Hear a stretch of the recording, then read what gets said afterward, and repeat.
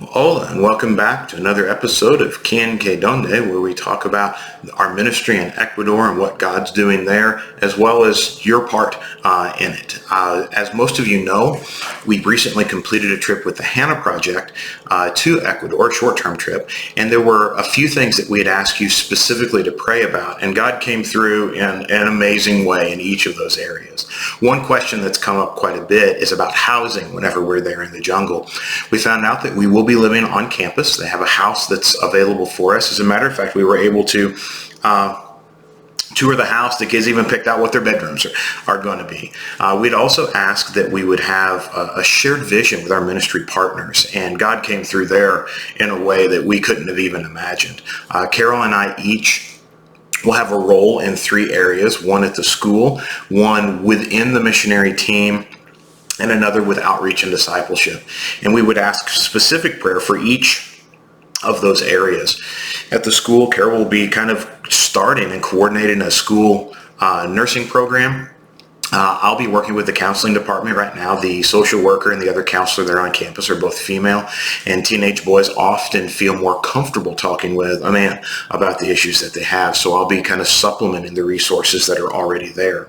With the missionaries, we'll be providing, again, counseling, discipling, and healthcare consultations for them as they cycle in. A lot of the missionaries that are there are on 2-year internship programs. And so there's a cultural kind of culture shock that goes into that, as well as the potential for health issues. And on the outreach side, Carol will be working to do home visits, to coordinate with the health department, to coordinate with short-term teams as well.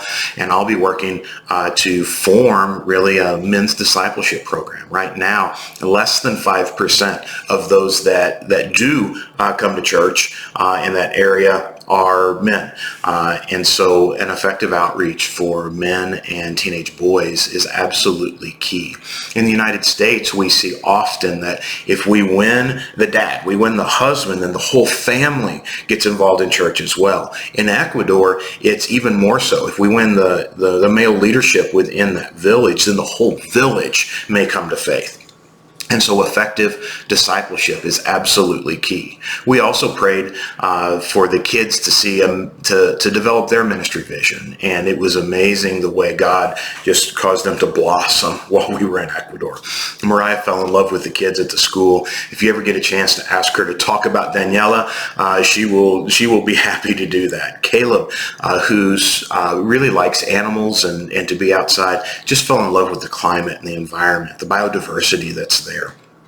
And that was extremely gratifying and encouraging for us as well, because Caleb and Mariah, this is their first trip to Ecuador. This was the first time for them to actually see the ministry in person, and for them to be able to grow into what their role is going to be has been one of our great prayers.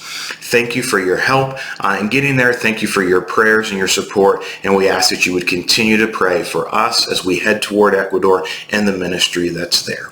Until next time, hasta luego.